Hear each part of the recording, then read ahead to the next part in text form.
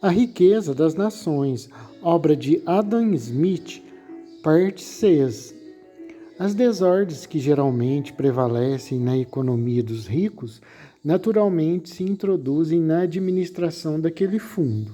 A estrita frugalidade e a parcimoniosa atenção do pobre o levam naturalmente a economizar. Sob tão diferentes administrações, o mesmo propósito deve requerer graus muito diferentes de despesas para executá-lo. Para concomitantemente da experiência de todas as áreas e nações, creio que o trabalho feito por homens livres, ao final das contas, é mais barato que aquele feito por escravos. Isto se dá mesmo em Boston, Nova York e Filadélfia, onde os salários do trabalhador comum são tão altos. A recompensa liberal do trabalho, portanto, como é o efeito da riqueza crescente, também é uma causa do aumento da população. Reclamar disto é lamentar o efeito necessário e causa da maior prosperidade pública. Mereceria talvez ser observado que é no estado progressista, enquanto a sociedade avança para maiores aquisições, mais do que quando adquiriu todo o seu complemento de riquezas, que a condição do trabalhador pobre, do grande corpo do povo, por assim dizer, parece ser a mais feliz e a mais confortável. É dura na estacionária e miserável na condição declinante. A condição progressista, na realidade, é o estado alegre e cordial para todas as diferentes ordens da sociedade. A estacionária é monótona, a declinante, melancólica. A recompensa liberal do lavor, ao encorajar a propagação, também aumenta a indústria do povo comum. Os ganhos do trabalho são encorajamento da indústria, que, como qualquer outra qualidade humana, aperfeiçoa-se na proporção do encorajamento que recebe. Uma subsistência farta aumenta a resistência corporal do trabalhador e a confortável esperança de melhorar sua condição e terminar seus dias talvez no ócio e na abundância, anima-o a exercer seu esforço ao máximo. Onde os salários são altos, correspondentemente, sempre acharemos os trabalhadores mais ativos, diligentes e expeditos do que onde são baixos. Mais na Inglaterra, por exemplo, do que na Escócia, nas vizinhanças das grandes cidades do que nos lugares remotos do campo. Alguns trabalhadores, de fato, quando podem ganhar em 4 dias o que os manterá por toda a semana, ficarão ociosos os outros 3. Isto, porém, de modo algum, é o caso da maioria. Os trabalhadores, pelo contrário, quando são pagos pela peça, estão dispostos a se esgotarem e arruinar sua saúde e constituição em poucos anos. De um carpinteiro em Londres e em alguns outros locais, não se espera que mantenha seu máximo vigor acima de 8 anos. Algo da mesma espécie acontece em muitos outros ofícios, em que os trabalhadores são pagos por peça, como geralmente se dá nas manufaturas, e mesmo no lavor do campo, onde os salários são mais altos que o ordinário. Quase toda classe de artífice está sujeita a alguma enfermidade particular, ocasionada por excessiva aplicação à sua espécie de trabalho. Ramsini, eminente médico italiano, escreveu certo livro que trata de tais doenças. Não conhecemos nossos soldados como as pessoas mais industriosas dentre nós, mas quando eles são empregados em alguma espécie de trabalho e liberalmente pagos por peça, seus oficiais são frequentemente obrigados a estipular com o empreiteiro que não devem ganhar acima de uma certa soma diária, de acordo com a cotação pela qual forem pagos. Até que fosse feita esta estipulação, a emulação mútua e o desejo de um maior ganho sempre os fazia trabalhar em demasia, danificando sua saúde por trabalho excessivo. A aplicação excessiva durante 4 dias da semana é frequentemente a causa real da ociosidade dos três outros, tanto e tão clamorosamente lamentada. O trabalho excessivo, continuado por vários dias, em seguida, quer do corpo, quer da mente, na maioria dos homens é naturalmente seguido por um grande desejo de relaxamento, que, se não for restringido pela força ou por alguma forte necessidade, é quase irresistível. É o chamado da natureza, que requer ser aliviada por alguma indulgência, por vezes só com o descanso, mas também às vezes pela dissipação e diversão. Se não for satisfeita, as consequências são frequentemente perigosas e por vezes fatais, e de modo a quase sempre mais cedo ou mais tarde trazer a enfermidade peculiar daquele ofício. Se os patrões sempre ouvissem os ditames da razão e da humanidade, teriam amiudadas ocasiões de moderar mais que animar a aplicação de muitos de seus trabalhadores. Descobrir-se-á, creio, em toda sorte de ofício, que o homem que trabalha moderadamente, de modo a estar apto a trabalhar constantemente, não só preserva mais longamente a sua saúde, mas no decurso do ano executa a maior quantidade de trabalho. Nos anos mais baratos, acredita-se, os trabalhadores são geralmente mais ociosos.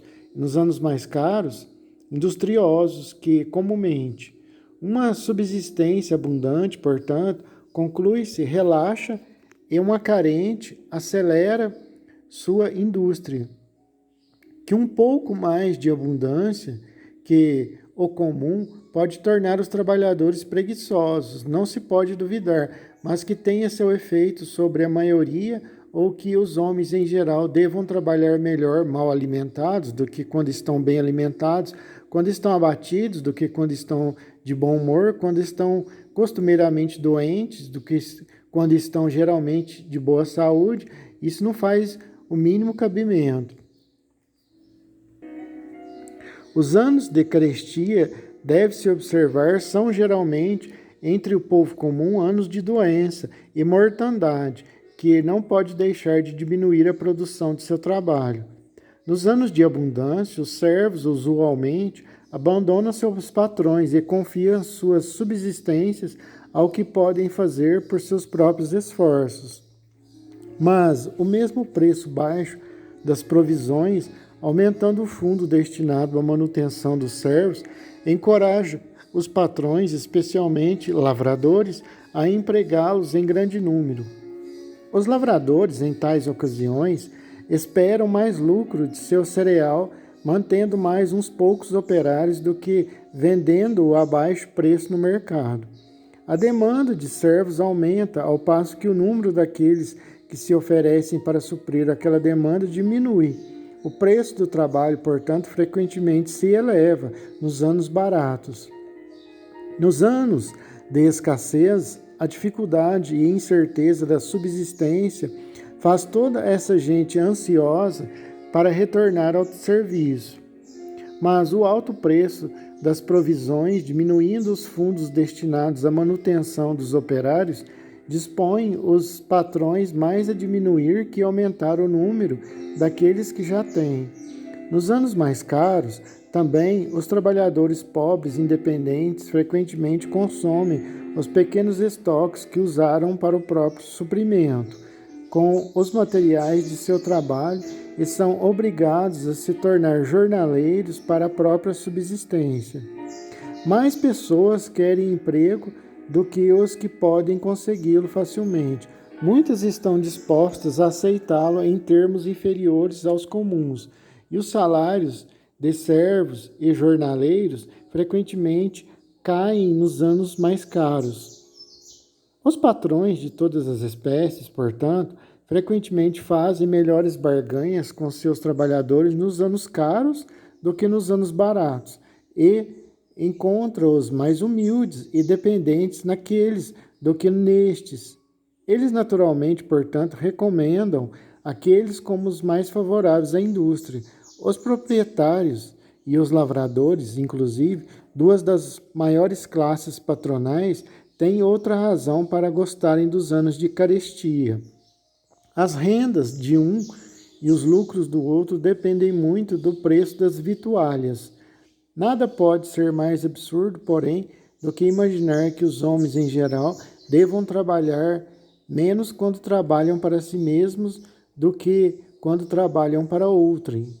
Um trabalhador pobre, independente, geralmente será mais industrioso que um jornaleiro que trabalha por peça. Um usufrui todo o produto da própria indústria, o outro o compartilha com seu patrão. Um, em seu estado separado e independente, é menos passível das tentações da má companhia, que, nas grandes manufaturas, tão frequentemente arruinam a moral do outro. A superioridade do trabalho independente sobre aqueles servos que são contratados por mês ou por ano, e aqueles salários e manutenção são os mesmos, que, façam muito ou pouco, provavelmente serão maiores. Os anos baratos tendem a aumentar a proporção entre trabalhadores independentes e jornaleiros e servos de todo tipo, e os anos caros a diminuí-la. Um autor francês de grande erudição e engenhosidade, o Sr. Messance, curador do eleitorado de Saint-Étienne, procura mostrar que os pobres trabalham mais nos anos caros que nos anos baratos, comparando a quantidade e o valor dos bens produzidos naquelas diversas ocasiões em 3 manufaturas diversas. Uma de lã grossa, em Eubelfe, uma de linho e outra de seda, ambas estendendo pela região de Rouen. Parece, por seu relato, copiado dos registros dos escritórios públicos, que a quantidade e o valor dos produtos de todas essas 3 manufaturas foi geralmente maior nos anos baratos que nos anos caros, e quase foi o maior no ano mais barato e menor no mais caro. Todas 3 parecem ser manufaturas estacionárias, ou que, se bem que sua produção possa variar um pouco de ano para ano, globalmente, não progride nem regride. A manufatura de linho na Escócia e de lã grossa no Reading, oeste de Yorkshire, são manufaturas florescentes, cuja produção, em geral, se bem que com algumas variações, está aumentando tanto em quantidade como em valor. Examinando, porém, as contas que foram publicadas de sua produção anual, não consegui depreender que suas variações tenham tido qualquer conexão sensível com a abundância ou a carestia das estações. Em 1740, um ano de grande escassez, ambas as manufaturas, de fato, parecem ter declinado muito consideravelmente, mas em 1756, outro ano de grande escassez, a manufatura escocesa fez mais do que progressos ordinários. A manufatura de Yorkshire, em verdade, declinou e sua produção não aumentou ao que fora em 1755 até 1766. Após a revogação do American Stamp Action, naquele ano e no seguinte excedeu grandemente o que tinha sido antes e tem continuado a avançar cada vez mais. O produto de todas as grandes manufaturas para venda à distância deve necessariamente depender não tanto das estações carentes ou abundantes nos países onde se desenvolve, mas das circunstâncias que afetam a demanda nos países onde são consumidas, da paz ou da guerra, com a prosperidade ou a derrocada das manufaturas rivais e do bom ou mau humor de seus principais fregueses. Além do mais, grande parte do trabalho extraordinário, provavelmente feito nos anos baratos, nunca entra nos registros públicos das manufaturas. Os operários que abandonam seus patrões tornam-se trabalhadores independentes. As operárias retornam para seus pais e comumente fiam para fazer roupas para si mesmas e para suas famílias. Mesmo os trabalhadores independentes nem sempre trabalham para vender ao público, mas são empregados por alguns de seus vizinhos em manufaturas para uso familiar.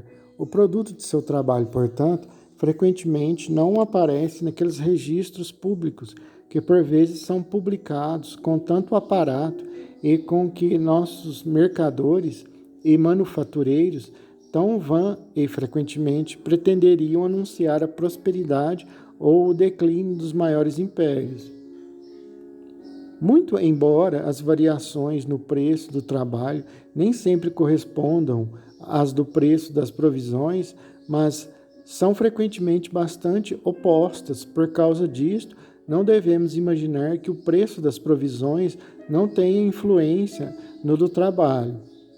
O preço em dinheiro do trabalho é necessariamente regulado por duas circunstâncias: a demanda do trabalho e o preço das necessidades e conveniências da vida.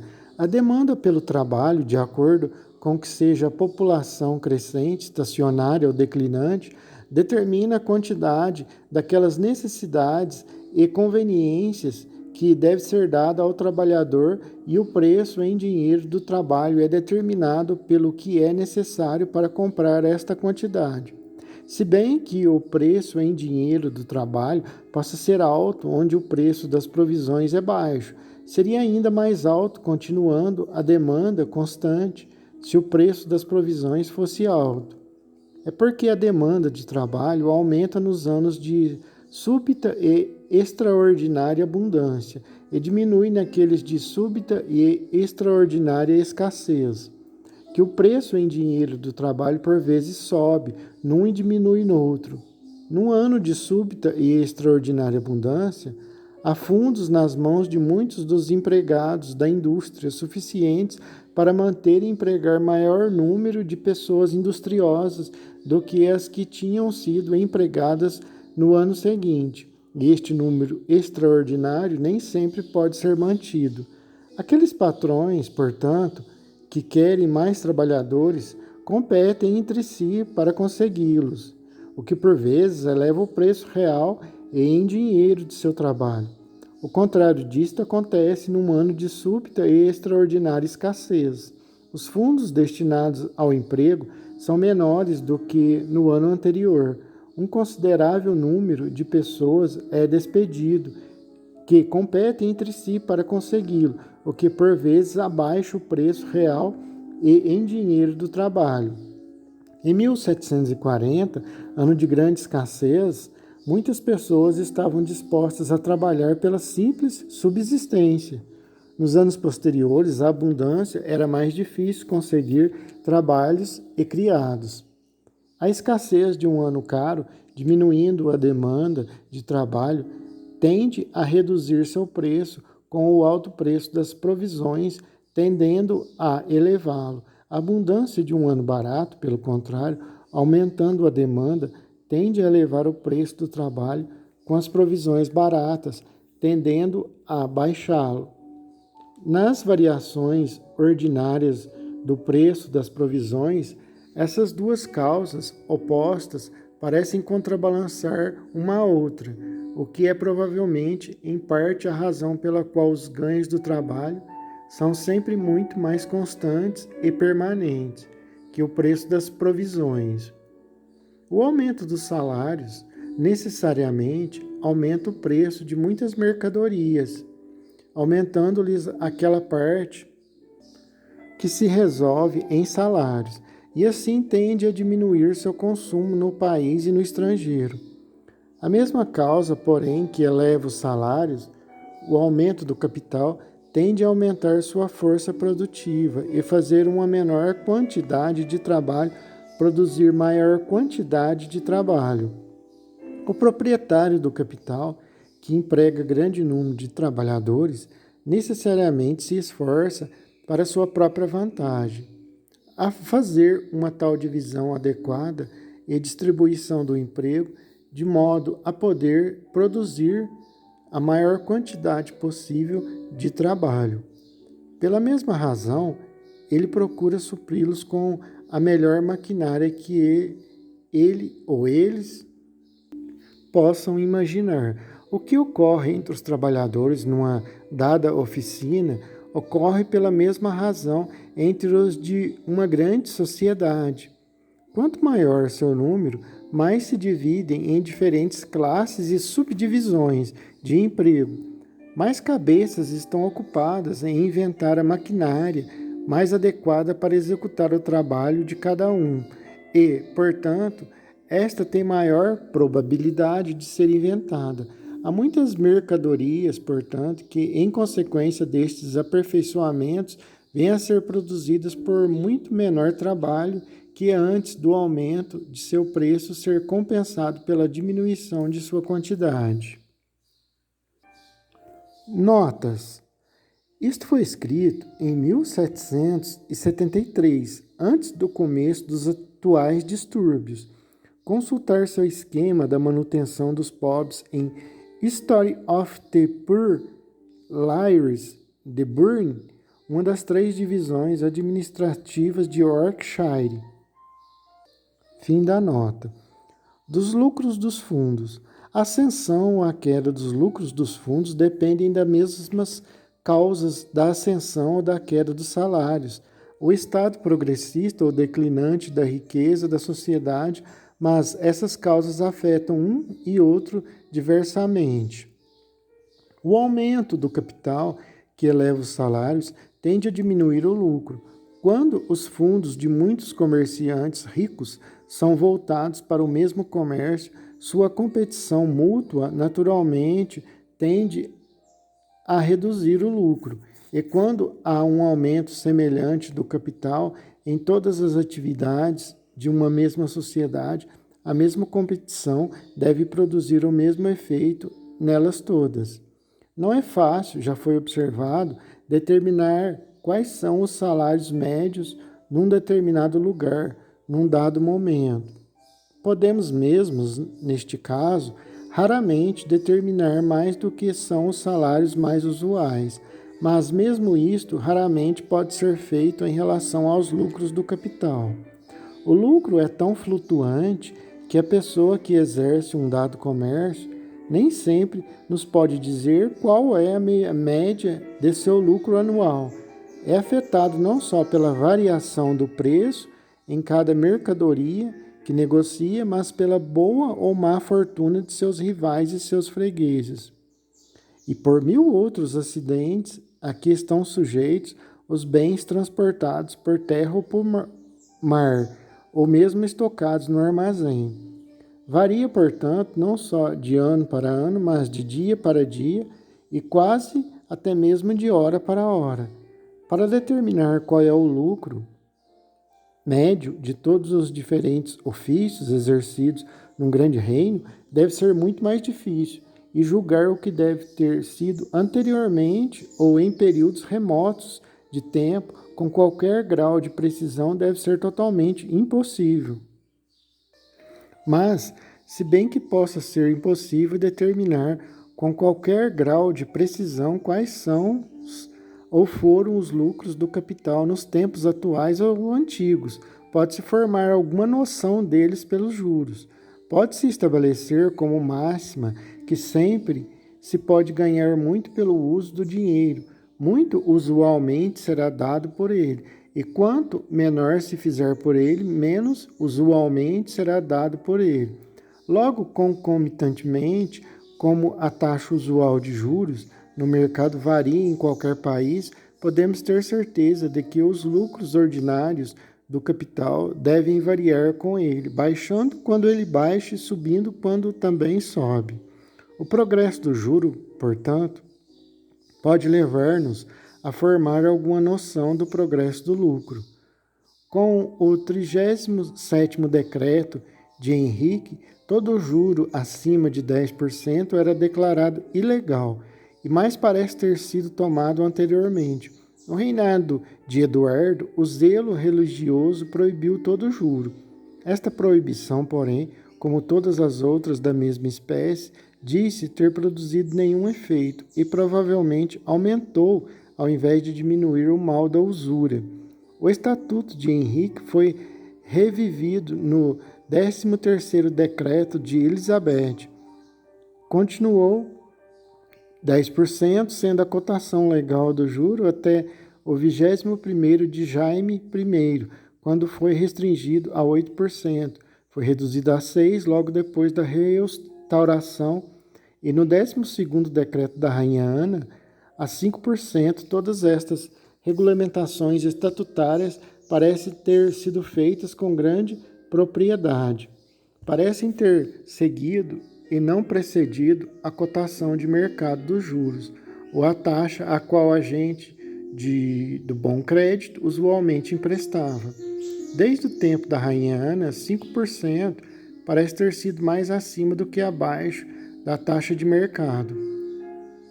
Antes da última guerra, o governo emprestava 3%, e as pessoas de bom crédito, na capital e em muitas outras partes do reino, a 3,5%, a 4% e a 4,5%. Desde o tempo de Henrique, a riqueza e o rendimento do país têm avançado continuamente. E no decurso de seu progresso, seu passo parece mais ter gradualmente acelerado do que retardado. Parece não só terem continuado, mas cada vez mais aceleradamente. Os salários têm aumentado continuamente durante o mesmo período e na maior parte dos diversos ramos do comércio e das manufaturas, os lucros do capital têm diminuído. Geralmente é necessário um capital maior para fazer qualquer espécie de negócio numa grande cidade do que numa vila.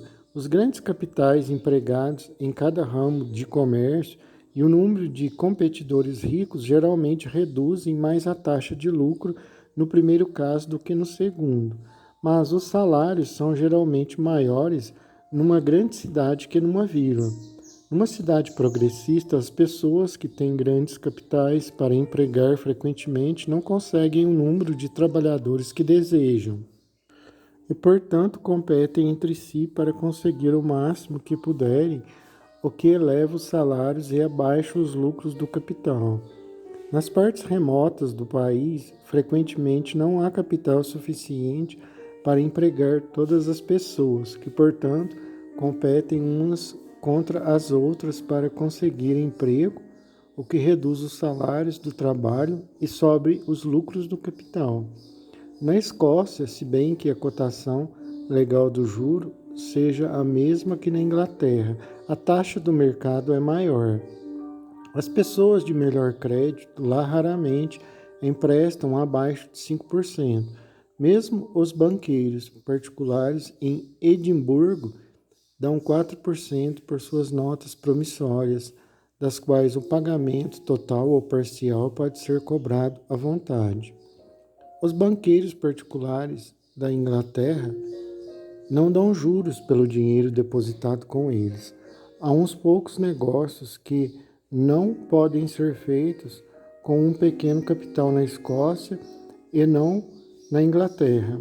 A taxa comum de lucros, portanto, deve ser um pouco maior. Os salários, já foi observado, são menores na Escócia que na Inglaterra. O campo também não só é muito mais pobre, mas os passos pelos quais avança para uma melhor condição, pois evidentemente está avançando, parecem muito mais lentos e tardios. A taxa legal de juros na França durante esse século nem sempre foi regulada pela cotação do mercado. Em 1720, os juros foram reduzidos do 20º para o 50º penny, ou de 5% para 2%. Em 1724, foram elevados para o 30º penny, ou a 3,5%. Em 1766, durante a administração do Sr. Leverett, foram reduzidos ao 25º penny, ou a 4%. O abade Terray elevou-a depois à velha taxa de 5%. O suposto propósito de muitas daquelas violentas reduções dos juros era preparar o caminho para reduzir os débitos públicos.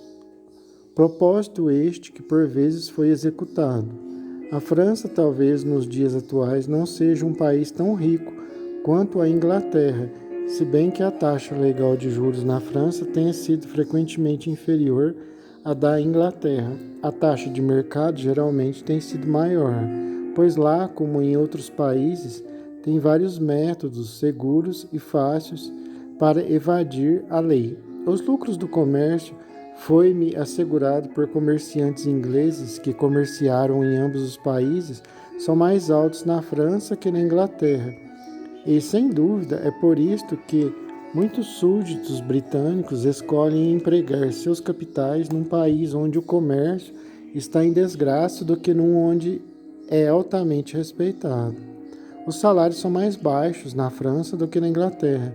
Quando se vai da Escócia para a Inglaterra, a diferença que se pode observar entre as vestes e o aspecto do povo num país e no outro bastam para indicar suficientemente a diferença de sua condição.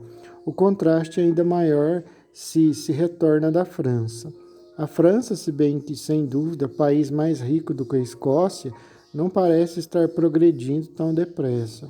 É opinião comum e mesmo popular no campo que esteja regredindo. Opinião que, segundo creio, é mal fundada mesmo em relação à França, mas que ninguém poderia possivelmente entreter em relação à Escócia, que tenha visto o campo agora e o viu 20 ou 30 anos atrás. A província da Holanda, por outro lado, em proporção à extensão de seu território e número de seus habitantes, é um país mais rico que a Inglaterra. O governo lá empresta a 2% e os particulares de bom crédito a 3%. Dizem que os salários são maiores na Holanda que na Inglaterra, e os holandeses, é bem sabido, comerciam com lucros mais baixos que qualquer povo europeu. O comércio holandês, alguns pretendem, está decaindo, e talvez seja verdadeiro que, assim o é com alguns de seus ramos, mas estes sintomas parecem indicar suficientemente que não há decadência. Quando o lucro diminui, os comerciantes estão prontos a reclamar que o comércio decai, e bem que a redução do lucro é o efeito de sua prosperidade ou de mais capital,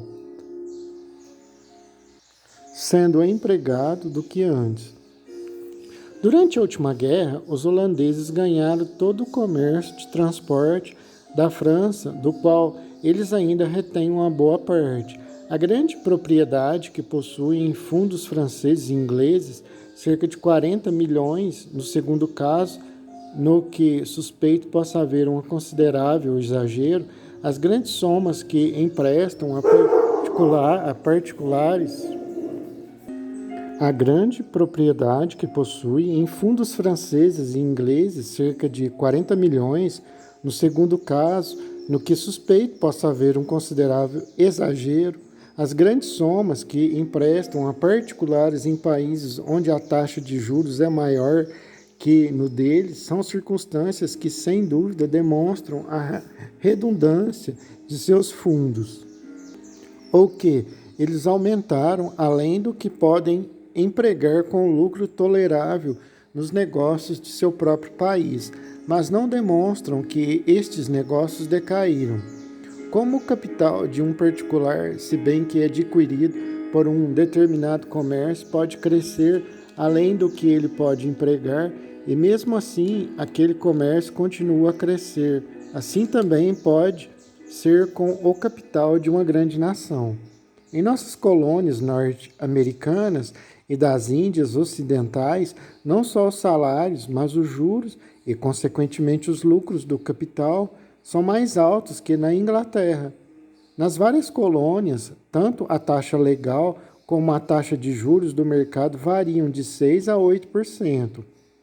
Os altos pagamentos do trabalho e altos lucros do capital, porém, são coisas que dificilmente andam juntas, exceto nas circunstâncias peculiares das nossas colônias. Uma nova colônia deve sempre, por algum tempo, subdotada em relação à extensão de seu território e mais subpovoada em proporção à extensão de sua provisão do que a maioria dos outros países. Tem mais terra do que capital para cultivar. O que tem, portanto, é aplicado ao cultivo apenas do que é mais fértil e mais favoravelmente situado, a terra perto do litoral e ao longo das margens dos rios navegáveis. Tal terra também é frequentemente comprada a um preço abaixo do valor de sua produção anual. O capital empregado na compra e melhoria de tais terras deve dar um grande lucro e, consequentemente, pode pagar um alto juro. Sua rápida acumulação em emprego tão lucrativo permite que o plantador aumente o número de mão de obra mais depressa do que ele pode encontrá-las no novo estabelecimento. Aqueles que podem encontrar, portanto, são muito liberalmente recompensados. Crescendo a colônia, os lucros do capital gradualmente diminuem. Quando as terras mais férteis e mais bem situadas foram totalmente ocupadas, pode-se fazer menos lucro com o cultivo do que é inferior no solo e na situação, e menos juros podem ser suportados para o capital assim empregado. Na maioria de nossas colônias, tanto a taxa de juros legal quanto a de mercado foram consideravelmente reduzidas no decurso deste século. Aumentando as riquezas, o aperfeiçoamento e a população, o juro decaiu. Os salários não caem com os lucros do capital. A demanda do trabalho aumenta justamente com o aumento do capital, quaisquer que sejam os seus lucros. E, depois de estes diminuírem, o capital não só pode continuar a crescer, mas a crescer muito mais depressa que antes.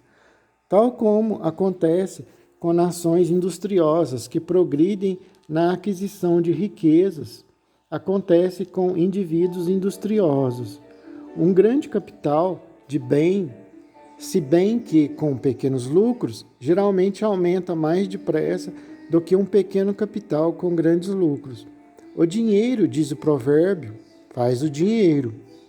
Quando se consegue um pouco, é fácil conseguir mais. A grande dificuldade é conseguir aquele pouco. A conexão entre o aumento do capital e da indústria ou da demanda de trabalho útil parcialmente já foi explicada, mas será explicada mais completamente mais adiante, ao tratarmos da acumulação do capital. A aquisição de novo território ou de novos ramos de comércio, por vezes, pode elevar os lucros do capital e, com eles, os juros do dinheiro, mesmo num país que esteja progredindo depressa na aquisição de riquezas. O capital do país, não sendo suficiente para a plena aplicação em negócios que tais aquisições apresentam a diferentes pessoas, entre as quais é dividido, aplica-se àqueles ramos que toleram maior lucro.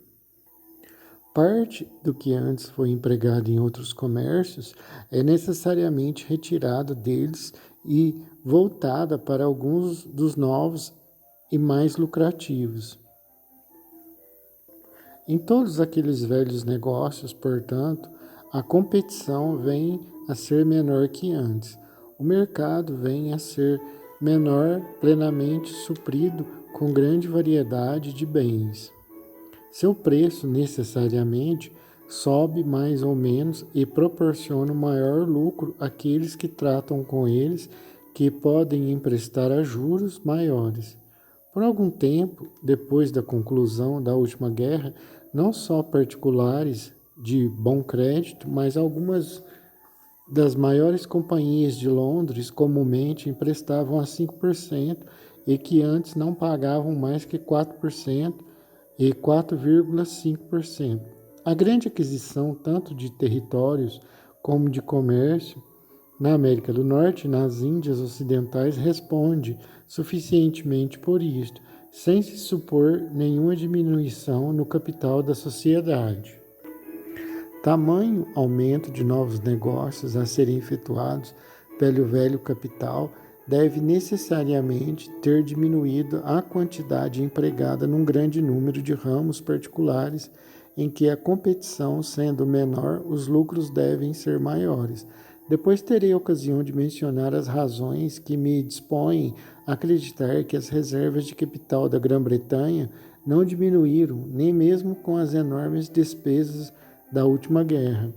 A diminuição das reservas de capital da sociedade ou os fundos destinados à manutenção da indústria, ao reduzir os salários, aumenta os lucros do capital e, consequentemente, os juros do dinheiro. Abaixando os salários, os proprietários do capital remanescente na sociedade podem trazer seus bens ao mercado com menor despesa que antes e menos capital sendo empregado em suprir o mercado que antes eles podem vender mais caro. Seus bens custam-lhes menos e conseguem mais por eles. Seus lucros, portanto, sendo aumentados em ambos os extremos, podem muito bem pagar muitos juros maiores. Seus lucros, portanto, sendo aumentados em ambos os extremos, podem muito bem pagar juros maiores. As grandes fortunas, tão súbita e facilmente adquiridas em Bengala e nos outros estabelecimentos britânicos nas Índias Orientais, evidenciam-nos que, sendo os salários muito baixos, os lucros do capital são muito altos naqueles países arruinados. Os juros do dinheiro são proporcionais a isto.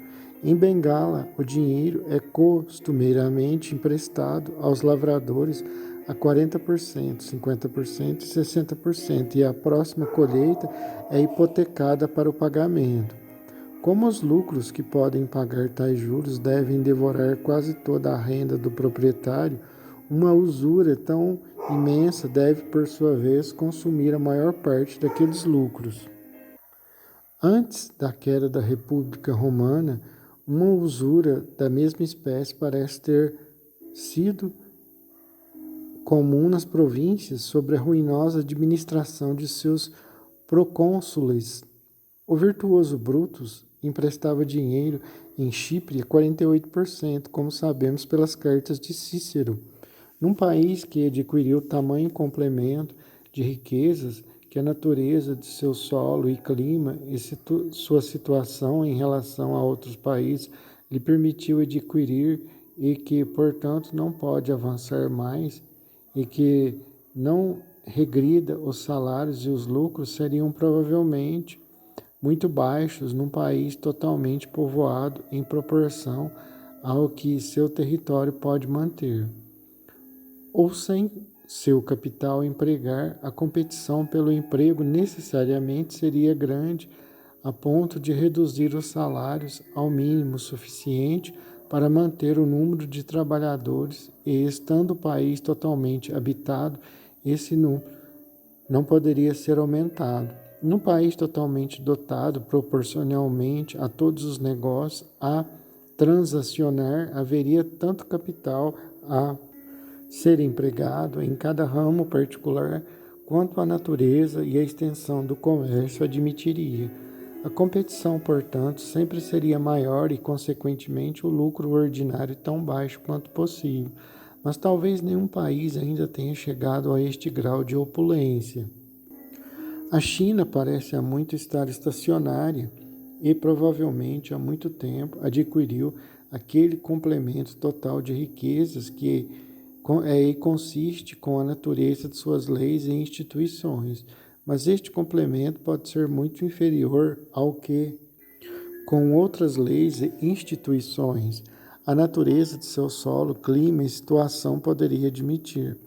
Um país que negligencia ou despreza o comércio exterior e que admite navios das nações estrangeiras em um ou dois de seus portos não pode transacionar a mesma quantidade de negócios que poderia com diferentes leis e instituições.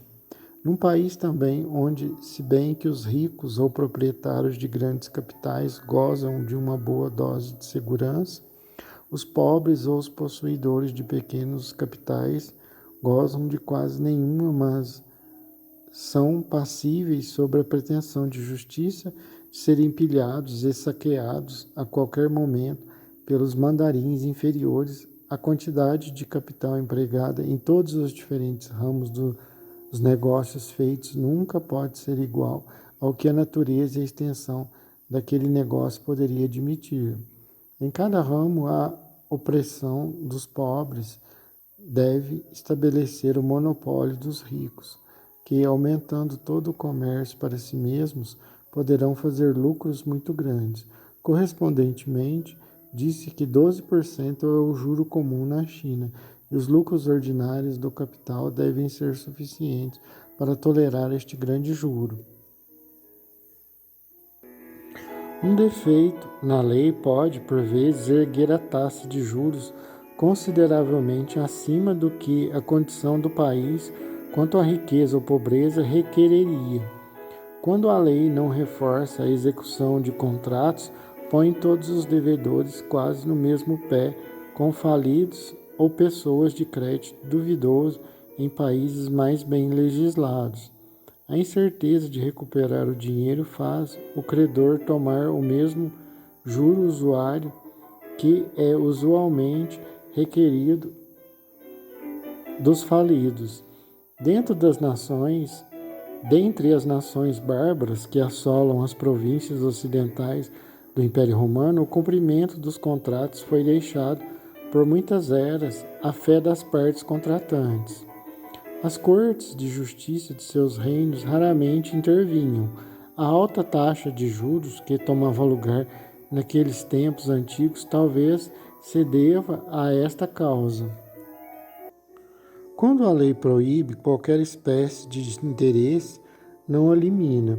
Muitas pessoas emprestam e ninguém dará emprestado sem considerar se o uso do dinheiro será adequado ou não, mas também a dificuldade e o perigo de evadir-se à lei.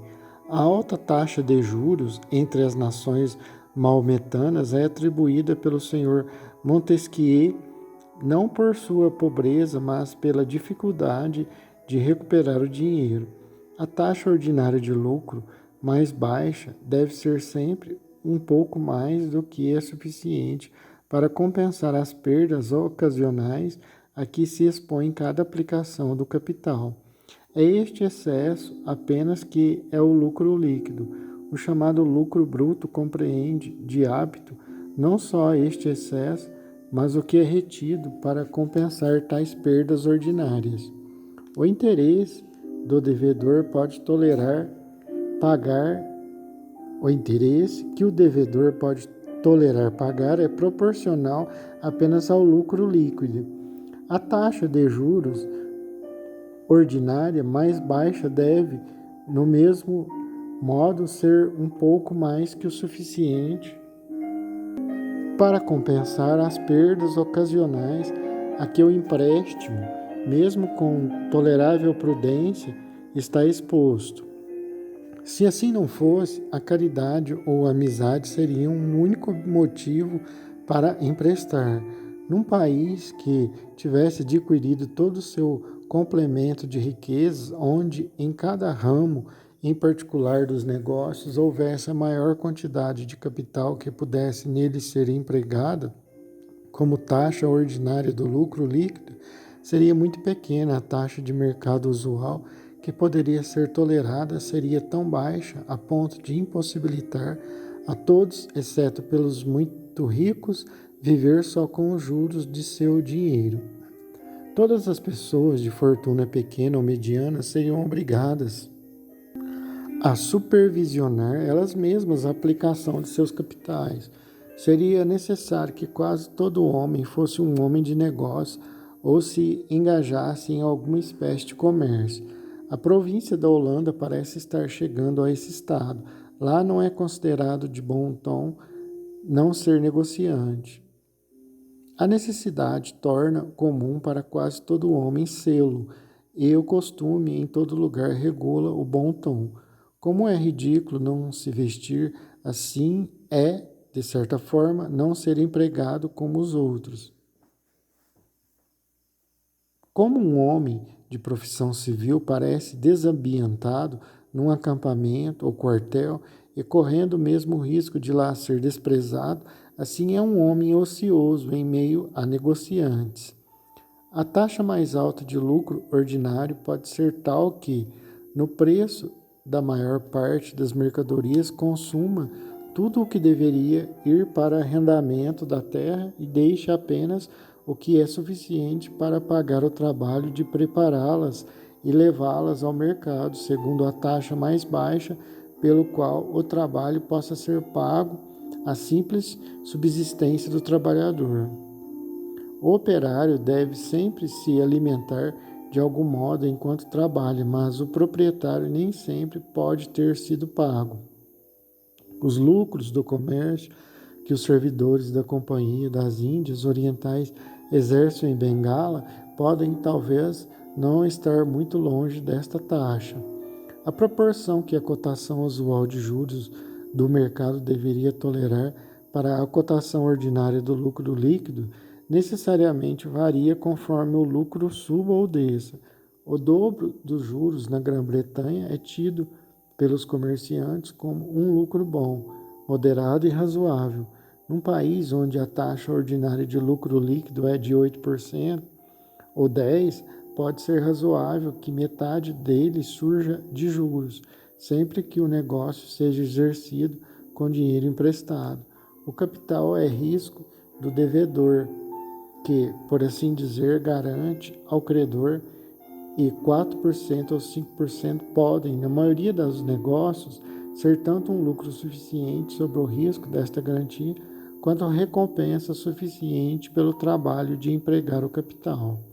Mas a proporção entre o juro e o lucro líquido poderia não ser a mesma em países em que a taxa ordinária de lucro fosse muito mais baixa ou muito mais alta. Se fosse muito mais baixa, metade dela talvez não pudesse ser tolerada como interesse, e mais poderia ser tolerada se ela fosse muito mais alta. Nos países que estão se adiantando muito depressa para a riqueza, a baixa taxa de juros pode, no preço de muitas mercadorias, compensar os altos salários e permitir a esses países vender tão barato quanto seus vizinhos menos progressistas, entre os quais os salários podem ser mais baixos. Na realidade, altos lucros tendem muito mais a elevar o preço do trabalho do que altos salários. Na manufatura de linho, por exemplo, os salários dos diversos trabalhadores, os cardadores, fiandeiros, tecelões, etc., deveriam, todos eles, ser adiantados a 2 pence por dia.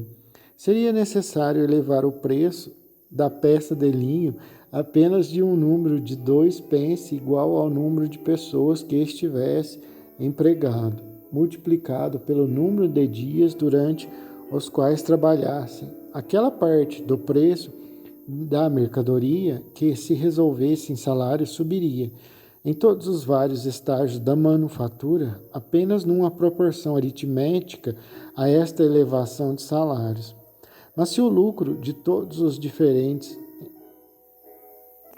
empregadores daquelas pessoas fosse elevado de 5%, aquela parte do preço da mercadoria que se resolvesse em lucro subiria por todos os diferentes estágios da manufatura em proporção geométrica a esta elevação do lucro. O empregador dos cardadores de linho, ao vender seu linho, requereria um adicional de 5% sobre todo o valor dos materiais e salários que adiantasse a seus trabalhadores. O empregador dos fiandeiros, ao vender seu linho, requereria um adicional de 5% sobre o preço adiantado do linho e sobre os salários dos fiandeiros. E o empregador dos tecelões requereria os mesmos 5%, tanto sobre o preço adiantado pelo fio de linho, quanto sobre os salários dos tecelões. Ao aumentar o preço das mercadorias, a elevação de salários opera do mesmo modo que os juros simples na acumulação do débito. A elevação do lucro opera como os juros compostos. Nossos comerciantes e mestres manufatureiros reclamam muito dos maus efeitos dos altos salários na elevação do preço, portanto, reduzindo a venda de seus bens, tanto no país como no estrangeiro. Nada dizem quanto aos maus efeitos dos altos lucros. silenciam em relação aos efeitos perniciosos dos próprios ganhos, reclamam apenas dos das outras pessoas, dos salários e do lucro nos diferentes empregos do trabalho e do capital. O conjunto das vantagens e das desvantagens dos vários empregos do trabalho e do capital devem, numa mesma vizinhança, ser perfeitamente iguais ou continuamente tender à igualdade. Se, numa mesma vizinhança, houvesse qualquer emprego evidentemente mais ou menos vantajoso que o resto, então muitas pessoas se acumulariam num caso e outras tantas desertariam no outro, de modo que suas vantagens logo retornariam ao nível dos outros empregos.